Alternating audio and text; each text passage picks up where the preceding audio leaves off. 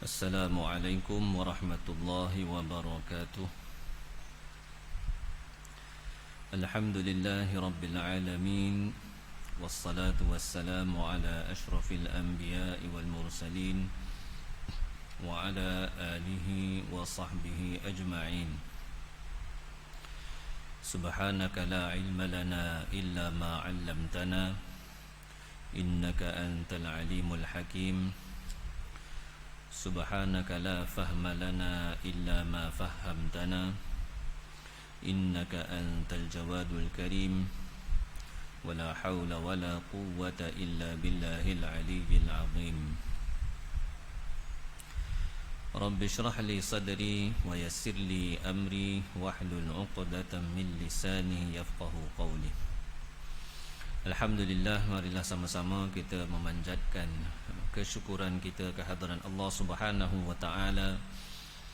Dengan limpah kurnia-Nya masih lagi diberi peluang kepada kita semua untuk menikmati kehidupan di dunia ini dengan mentaati perintah-perintahnya, meninggalkan larangan-larangannya. Mudah-mudahan segala ketaatan kita diterima oleh Allah Subhanahu wa taala. Pada malam ini kita akan sambung bacaan daripada kitab Wasailul Wusul ila Syama'ilir Rasul. Masih lagi di bawah tajuk hadis-hadis yang pendek, yang ringkas, yang disabdakan oleh baginda sallallahu alaihi wasallam dalam pelbagai perkara. Qala al-musannif rahimahullahu ta'ala wa nafa'ana bihi wa bi'ulumihi fid dharain amin. Wa qala an-nabiy sallallahu alaihi wasallam ma jumi'a syai'un ila syai'in ahsanu min hilmin ila ilmin. Bersabda Nabi sallallahu alaihi wasallam, tidak dihimpunkan sesuatu perkara kepada sesuatu perkara yang lain yang lebih baik daripada himpunan sifat sabar dihimpunkan dengan ilmu. Yakni seseorang yang dikurniakan ilmu oleh Allah Subhanahu wa taala, sekiranya bersama dengan ilmu dia juga dikurniakan dengan sifat hilm. Sifat hilm ni sifat sabar. Maka Nabi kata ini adalah suatu gabungan dua perkara yang paling baik, ilmu dan sabar. Kerana ilmu ni sifat dia, kalaulah seseorang itu semata-mata ada ilmu sahaja, tetapi sifat hilm tidak ada di dalam dirinya, maka ilmu itu akan menyebabkan dia berasa besar, dia berasa hebat. Semua orang tak boleh lawan dengan dia. Semua orang jadi rendah daripada dia bila dia tidak ada sifat hilm. Sifat hilm ni kalau terjemah dengan sabar pun sebenarnya tak berapa tepat. Sebab sifat tu dia lebih lagi daripada kalau nak sebut yang lebih meluas lagi, yakni sifat hilm ni ialah seseorang itu dikurniakan akhlak, akhlak yang terpuji dalam semua aspek. Itu sifat hilm. Jadi biasa orang terjemah hilm dengan sabar. Dalam syarah hadis ini disebut sa'atul akhlaqi. Sifat hilm ni adalah luas di dalam akhlak. Yakni seseorang itu mempunyai banyak akhlak yang baik pada diri dia, dan bersama dengan itu dia juga dikurniakan ilmu. Bila sifat hilm ini digabungkan dengan ilmu, dengan sifat ilmu, maka seseorang itu akan jadi satu orang yang tinggi kedudukannya di sisi Allah Subhanahu wa taala. Seperti mana baginda Nabi sallallahu alaihi wasallam, Allah Subhanahu wa taala kurniakan kepada baginda ilmu, dan juga Allah Subhanahu wa taala kurniakan kepada baginda sifat hilim, akhlak yang terpuji, akhlak yang tertinggi, sehingga menyebabkan tidak ada sesiapa pun manusia yang ditegur ataupun yang ditunjuk ajar oleh baginda sallallahu alaihi wasallam yang dia akan marah dengan Nabi. Dan Nabi sallallahu alaihi wasallam pun dalam menyebarkan agama, dalam menyampaikan ilmu kepada ummah, walaupun keadaan macam mana sekalipun umat, mari dalam keadaan yang tidak ada adab, kasar, bercakap kasar dengan Nabi, Nabi sallallahu alaihi wasallam dengan sifat hilim ni, maka Nabi sallallahu alaihi wasallam sabar, yang akhirnya membawa kepada hidayat, membawa kepada petunjuk, membawa kepada masuk Islamnya orang yang berkasar kepada Nabi sallallahu alaihi wasallam. Tetapi kalau seseorang itu hanya semata-mata dengan ilmu, maka ilmu itu dia akan menyebabkan seseorang itu akan jadi rasa besar diri, dan menyebabkan juga akhlak dia jadi tidak baik. Akhlak dia jadi tidak baik bila tak dikurniakan dengan sifat sabar. Tak kena je, dia akan marah. Sifat penyayang tu tidak ada. Maka kerana itu Nabi kata, siapa yang dapat dua perkara ni, inilah perkara gabungan dua sifat yang paling baik yang Allah Ta'ala kurniakan kepada seseorang.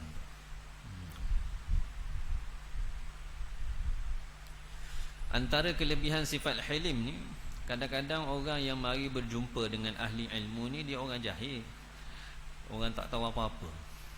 Dia mari dengan pertanyaannya, dengan macam-macam lah, yang memang menguji kesabaran. Menguji kesabaran. Tanpa sifat hilim, maka seseorang tu tak mampu nak berdepan dengan situasi ini. Tak mampu nak berdepan. Wa qala an-nabiy sallallahu alaihi wasallam, ma khaba man istakhara wala nadima man istashara wala ala man iqtasada. Bersabda Nabi sallallahu alaihi wasallam, tidak rugi orang yang beristikharah, dan tidak menyesal orang yang bermesyuarat, dan tidak miskin orang yang bersederhana dalam perbelanjaannya. Tiga perkara Nabi sebut. Yang pertama, tak rugi sesiapa yang beristikharah. Istikharah ni apa dia? Dari segi terjemahan literal, perkataan istikharah maknanya minta pilih. Minta pilih. Kita beristikharah dengan Allah Subhanahu wa taala, minta Allah Taala buat pilihan untuk kita. Kita berdoa, kita minta, ada dua perkara di hadapan kita yang kita tak tahu mana satu yang baik untuk kita. Itu pun istikharah. Apa sahaja disunatkan kita beristikharah. Kita nak buat sesuatu tapi kita tak tahu. Ada dua benda, contohnya ada dua pekerjaan tawaran kepada kita. Kita tak tahu mana pekerjaan yang patut kita nak ambil, mana yang baik untuk kita. Istikharah, yakni dengan kita menunaikan salat 2 rakaat. Salat 2 rakaat, selepas salat kita doa, minta pada Allah Subhanahu wa taala. Nabi sallallahu alaihi wasallam dalam salat istikharah, baginda berdoa, Allahumma khirli wakhtarli, wahai Allah, buatlah ataupun berilah pilihan untukku, kepada aku. Yang ini minta kepada Allah Subhanahu Wa Taala supaya Allah Taala memberi kepada kita untuk buat satu pilihan yang terbaik untuk diri kita. Nabi doa. Nabi kata siapa yang istikharah dia takkan rugi. Tinggalnya yakin tak yakin. Istikharah takkan rugi. Yang kedua, Nabi kata tidak menyesal sesiapa yang bermesyuarat. Bermesyuarat maksudnya meminta syur ataupun meminta pandangan daripada orang yang selayaknya, orang yang betul tentang sesuatu perkara. Ulama sebut dari segi hukum sunatnya, mula-mula sekali kita minta syur. Kita ada perkara, dua perkara yang kita tak tahu mana yang baik untuk kita, maka kita tanyalah kepada orang yang boleh beri pandangan. Tanya dulu, dia cadangkan kita ke mana, A ke B, apa yang sesuai untuk kita, yang layak untuk kita, baik untuk agama kita. Selepas itu kita istikharah pula. Kita istikharah, minta pada Allah. Mula tanya pandangan orang-orang yang saleh ataupun orang-orang yang ahli dalam perkara tu, tanya pandangan. Selepas tu kita minta pada Allah Ta'ala supaya Allah Ta'ala buat keputusan untuk kita. Dan buat istikharah ni dia bukanlah lepas istikharah tu keluar dekat gitu.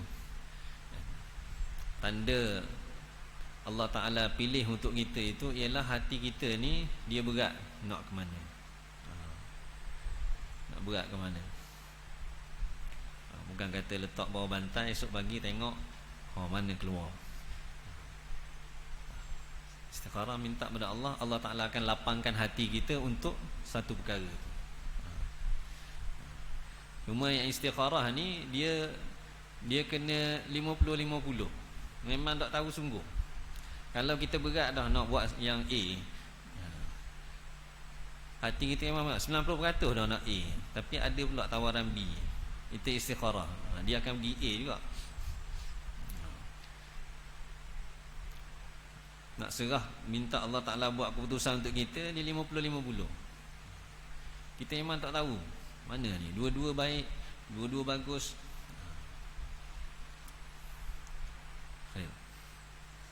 Kemudian Nabi kata yang ketiga, wala ala man iqtasada, dan tidak akan miskin, tidak akan miskin orang yang bersederhana di dalam perbelanjaannya. Sama ada belanja untuk diri dia ataupun belanja untuk keluarga dia, sederhana, maka orang ni dia tak akan miskin, dia tak akan jadi miskin. Bila Nabi kata tak miskin, dan kita juga perlu yakin dengan apa yang Nabi SAW sabdakan, memang takkan. Nabi tak menipu. Apa yang Nabi bagi tahu ni sebenarnya wahyu juga daripada Allah. Wa ma yantiqu 'anil hawa, Allah Taala kata, tidaklah dia bercakap daripada hawa nafsu dia, keinginan dia. In hiya illa wahyun yuha, tidaklah dia itu, yakni apa-apa yang disebut, yang disampaikan oleh baginda sallallahu alaihi wasallam, melainkan dia adalah wahyu daripada Allah Subhanahu wa taala.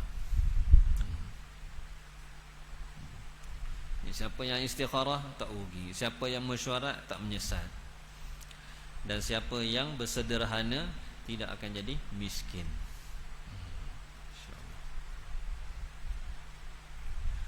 Dan ulama juga sebut Untuk kita istikharah ni ataupun nak mesyuarat ni adalah sesuatu yang bukan benda wajib. Sebab benda wajib ni dia tak payah mesyuarat. Mesyuarat kan, nak semayang ke tak ambuh, itu tak payah mesyuarat. Tak perlulah istikharah. Buat semayang 2 rakaat istikharah, ya Allah saya kena semayang tak 5 waktu. Tak. Istikharah ni adalah dalam perkara-perkara yang mubah, perkara-perkara yang diharuskan untuk kita buat. Dia tak wajib. Adapun yang Allah Ta'ala dah wajibkan atas kita, maka benda tu dia tidak ada persoalan dah yang patut ditimbulkan dalam hati kita. Tak perlu muskil lah, memang wajib kena buat. Wa qala an-nabiy sallallahu alaihi wasallam ma ra'ahu al-muslimuna hasanan fahuwa 'inda Allahi hasanun.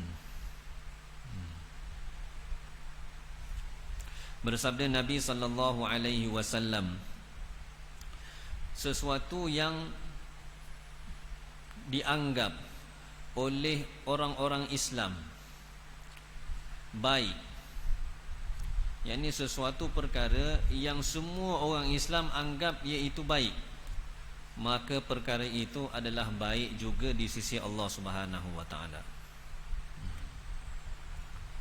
Perkara yang semua orang Islam anggap dia itu baik, maka perkara itu juga di sisi Allah Subhanahu wa taala adalah baik. Cuma hadis ini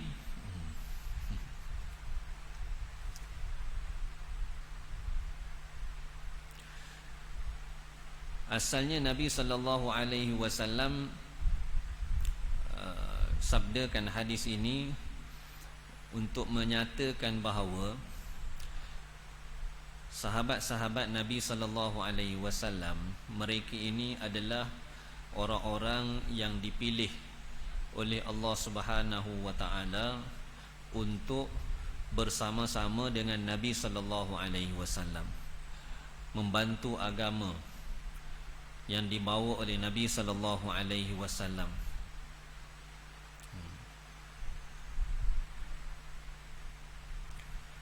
Nabi sebut dalam sebuah hadis bahawa Allah Ta'ala tengok pada semua hati hamba-hambanya. Dalam banyak-banyak tu Allah Ta'ala telah pilih Nabi Muhammad sallallahu alaihi wasallam untuk jadi Rasul, dan Allah Ta'ala telah utuskan baginda sebagai Rasulnya. Kemudian Allah Ta'ala tengok pula hati-hati manusia ni, dan Allah Ta'ala telah pilih sahabat-sahabat Nabi sallallahu alaihi wasallam dan jadikan mereka pembantu-pembantu agama baginda. Jadi Nabi nak bagi tahu orang-orang Islam yang dimaksudkan dalam hadis ini adalah merujuk kepada sahabat-sahabat Nabi sallallahu alaihi wasallam. Di akhir hadis tu Nabi sebut perkara ni, fama ra'ahul muslimuna hasanan fahuwa 'indallahi hasan. Ini perkara-perkara yang sahabat-sahabat baginda sallallahu alaihi wasallam anggap dia itu baik, maka di sisi Allah Subhanahu wa taala perkara itu juga baik. Tetapi sekiranya orang-orang Islam, sahabat-sahabat Nabi sallallahu alaihi wasallam anggap perkara itu buruk, maka di sisi Allah Taala juga perkara itu juga buruk.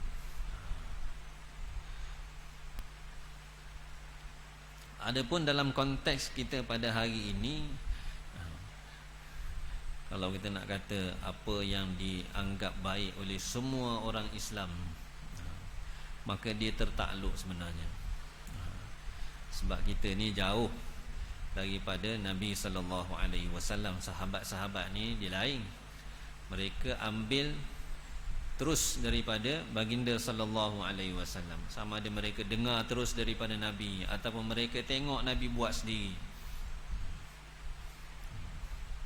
Jadi kesepakatan mereka itu adalah kesepakatan yang tidak ada khilaf, tak boleh dipertikai. Adapun pada zaman kita sekarang ini, yang boleh kita kata tafsiran sebagai orang-orang Islam adalah merujuk kepada ulama. Kalau ulama sepakat benda tu baik, maka itulah juga yang baik di sisi Allah Subhanahu wa taala. Kerana tak mungkin para ulama ini mereka berpakat beramai-ramai untuk mewujudkan sesuatu yang dusta, sesuatu yang bersifat tidak benar, sesuatu yang bersifat jahat. Tak mungkin. Tak mungkin.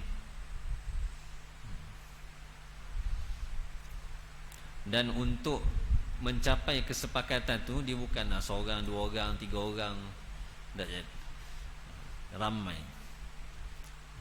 Ramai kalau ikut dalam istilah hadis ataupun dalam istilah fiqh, bila sebut ramai ni maksudnya jumlah bilangan tu tak mungkinlah semua tu berpakat untuk tipu.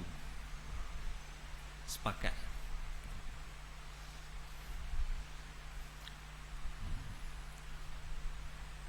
Adapun kalau orang Islam biasa macam kita ni, kalau semua orang setuju belum tentu betul lagi.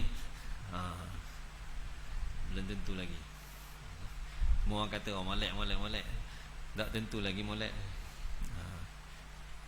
Kena serah pada dalam bab agama maksudnya cerita. Apa yang dianggap baik ni maksudnya dalam agama.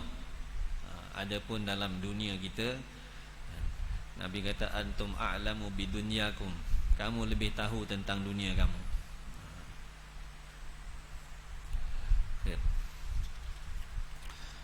Wa qala an-nabiy sallallahu alaihi wasallam ma dhaqa majlisun bimutahabbaini.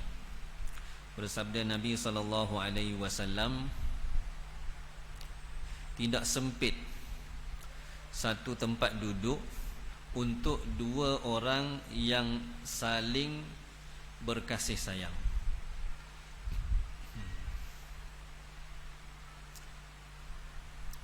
Maksud Nabi sallallahu alaihi wasallam beritahu, bila duduk di dalam sesuatu perhimpunan ataupun dalam sesuatu majlis, bahasa Arab panggil majlis juga. Majlis dalam bahasa Arab makna dia tempat duduk. Kataan majlis tu makna dia tempat duduk. Dia satu kata nama yang menunjukkan tempat. Tempat duduk. Cuma dalam bahasa Malaysia majlis tu dia dah jadi macam satu apa panggil, perhimpunan. Dalam bahasa Arab majlis ni maknanya tempat duduk. Cuma kebiasaannya orang akan duduk beramai-ramai apabila ada sesuatu perhimpunan. Dan dalam perhimpunan ni, orang kalaulah peserta perhimpunan itu, peserta majlis itu ramai, maka akan berlaku setiap orang akan duduk, dia akan jadi duduk rapat-rapat. Bila duduk rapat-rapat ni, kadang-kadang dia jadi orang jadi tak selesa. Bila duduk rapat-rapat, orang jadi tidak selesa. Rapat sempit kan. Kita ni kalau boleh nak lapang je. Boleh buka habis. Wow, sedap. Cuma Nabi kata, kalaulah dua orang yang duduk di dalam satu majlis itu, di tempat duduk yang sama, kalau dua orang ni dia ada hubungan, maksudnya dia saling berkasih sayang. Kasih sayang ni maksudnya dia gembira dengan sahabat dia yang duduk dengan sebelah dia tu, maka tempat duduk tu jadi sempit. Tempat duduk tu jadi sempit. Tapi kalau dua orang ni dia nak geng, tak suka ataupun bermusuh, duduk rapat-rapat tu memang rasa sempit je.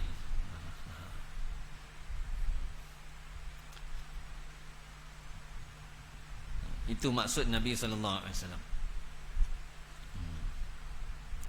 Dan adabnya di dalam majlis, kalau dalam kitab ni ditulis, kalaulah tempat perhimpunan itu luas, maka sebaiknya ataupun adabnya ialah antara dua orang tu ada jarak seperti mana saf semayang, 2/3 hasta. 2/3 hasta bukan saf semayang, 2/3 hasta. Satu hasta 2/3. 2/3 hasta lah. Lebih kurang. Berapa kaki setengah lebih kurang. Maksudnya jarak antara A dengan B dalam majlis tu. Dia nak kata duduk rapat sampai nak nyawa tak boleh. Adabnya tu. Sebab keselesaan majlis itu pun memainkan peranan untuk kita dapat manfaat daripada majlis. Cuma ini dalam majlis umum. Adapun dalam solat, solat ni sama-sama juga kita berhimpun, mari semayang berjemaah. Ataupun dalam jihad, zaman dulu pergi perang, orang yang pergi perang ni dia akan pergi, mereka akan duduk rapat-rapat. Sama juga dalam solat. Kalau dalam solat tak boleh buat 2/3 hasta tu, habis rosak saf. Nabi kata, man wasala as-saffa wasalahu Allahu, wa man qata'a as-saffa qata'ahu Allahu. Siapa yang sambung, yang penuhkan saf, maka Allah Ta'ala akan sambungkan dia, Allah Ta'ala akan hubungkan dia dengan rahmat Allah Subhanahu Wa Ta'ala. Siapa yang putuskan saf, Allah Ta'ala akan putuskan dia daripada rahmatnya. Sebab dalam saf semayang kita dituntut untuk rapat-rapat. Rapat-rapat. Apa yang kena rapatnya? Bahu dengan bahu. Bahu dengan bahu tu kena rapat. Biar sentuh. Kalau tak sentuh, ada ruang. Tak kiralah ruang tu sikit ke banyak ke, Nabi kata itu ruang untuk tempat syaitan, tempat untuk setan ganggu kita dalam solat. Dalam solat semayang kita kena rapat. Sama ada kita suka ke, yang duduk sebelah kita tu geng kita ke bukan geng kita ke, tapi dalam semayang dia tidak ada istilah kita nak menghadap Allah Ta'ala ni, menghadap Tuhan ni, tak ada masa dah nak fikir benda tu. Semayang tak kiralah yang sebelah kita tu raja sekalipun, tetap sama, rapatkan dia sama, dia tak ada beza. Bila kita duduk nak menghadap Allah Ta'ala, semua satu je status dia, hamba Allah.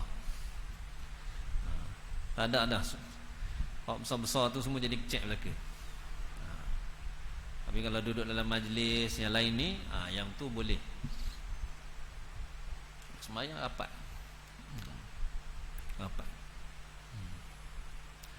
Khair.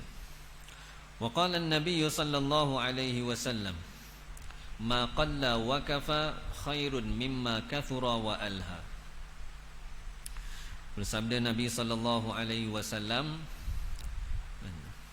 sesuatu yang sedikit yang mencukupi, sesuatu yang sedikit dan cukup, yakni daripada dunia kita,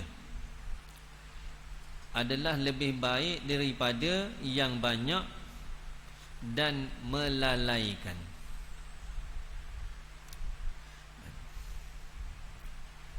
Kita ada sedikit harta dan sebagainya, dan harta yang sedikit tu cukup untuk kita. Nabi kata ini lebih baik daripada kita ada banyak, tetapi banyak itu menyebabkan kita ini lalai daripada mentaati Allah Subhanahu wa taala.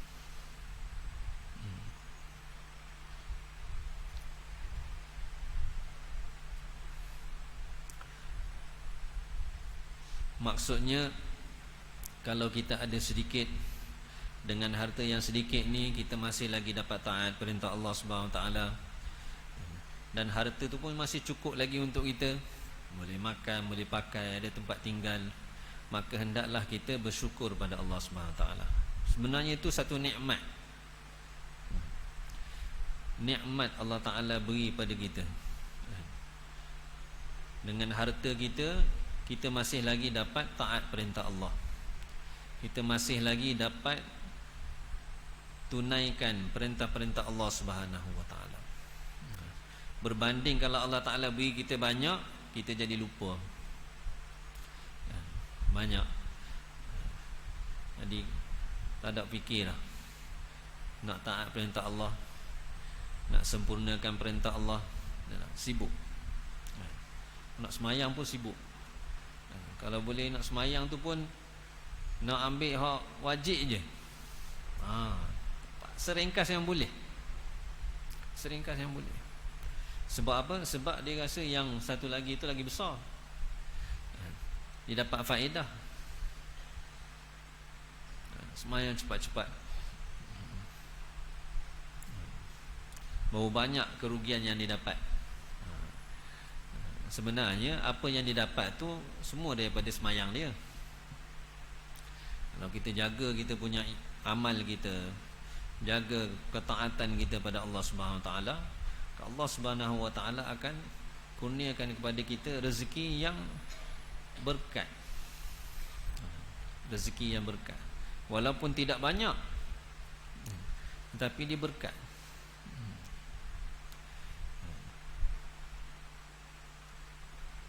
Harta kita itu jadi sebab untuk kita dapat taat perintah Allah, sempurnakan perintah Allah.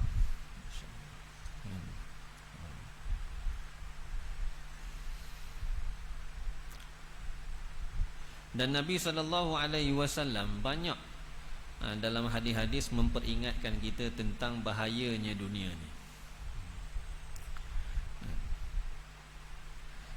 Sifat manusia ni Allah Ta'ala beri kepada kita semua ni, tak kiralah siapa pun. Allah Ta'ala beri kita ni nafsu. Dan nafsu ni dia memang suka nak banyak, nak mewah, nak hebat. Semua benda yang nafsu suka. Tanyalah siapa pun. Nak bagi piti, ada siapa nak tolak? Tak ada. Nak pula ke? Ambil. Nak ambil.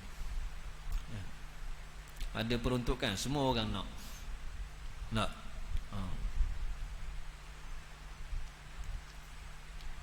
Masya Allah. Sebab lebih ni semua nak. Tak ada siapa. Tak ada siapa yang tak ada siapa yang nak tolak. Tapi Nabi bagi tahu pada kita, hak lebih ni hak bahaya sebenarnya. Lebih daripada keperluan kita itu adalah bahaya. Sekiranya kita tidak dapat menunaikan hak-hak. Kalau kita ni orang yang Masya Allah, Allah Ta'ala kurniakan dengan iman yang kuat, yang dapat gunakan harta dia banyak, tapi dia dapat gunakan semua harta dia tu ikut cara yang Allah Ta'ala suka. Itu Alhamdulillah. Tapi tak ramai yang boleh buat gitu. Bukan tak ada, ada. Dia payah nak cari. Masya Allah. Sebab sifat dunia ni dia akan melalaikan kita. Lebih banyak kita guna tenaga kita, fikir kita untuk dunia kita, lebih banyak dia akan jauhkan kita daripada Allah Subhanahu taala. Kehendak Allah Taala ni supaya kita ni guna kesihatan kita, tubuh badan kita, kekuatan kita, harta kita untuk sempurnakan perintah Allah. Semua tu adalah untuk membantu kita menyempurnakan perintah Allah. Itulah maksud sebenarnya setiap hamba-hamba Allah Ta'ala dilahirkan atas dunia ni. Dan Allah Ta'ala pun nak tengok siapa yang paling baik amal di atas dunia ni, dengan apa yang dia ada. Sebenarnya semua tu adalah ujian daripada Allah Subhanahu Ta'ala liyabluwakum ayyukum ahsanu amala. Dia nak uji kamu. Allah Ta'ala nak uji kamu. Ayyukum ahsanu amala. Siapakah di antara kamu yang paling baik amalnya pada Allah Subhanahu wa Ta'ala.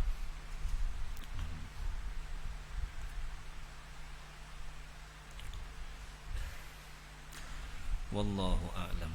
Semoga Allah Subhanahu wa Ta'ala beri taufik kepada saya dan kita semua dengan apa yang disampaikan pada malam ini, sama-sama dapat kita jadikan pedoman untuk kita amalkan dalam kehidupan kita dan kita sampaikan kepada saudara-saudara kita yang lain, insya-Allah. Subhanakallahumma wa bihamdika asyhadu an la ilaha illa anta astaghfiruka wa atubu ilaik. Subhana rabbika rabbil izzati amma yasifun wa salamun alal mursalin. Alhamdulillahi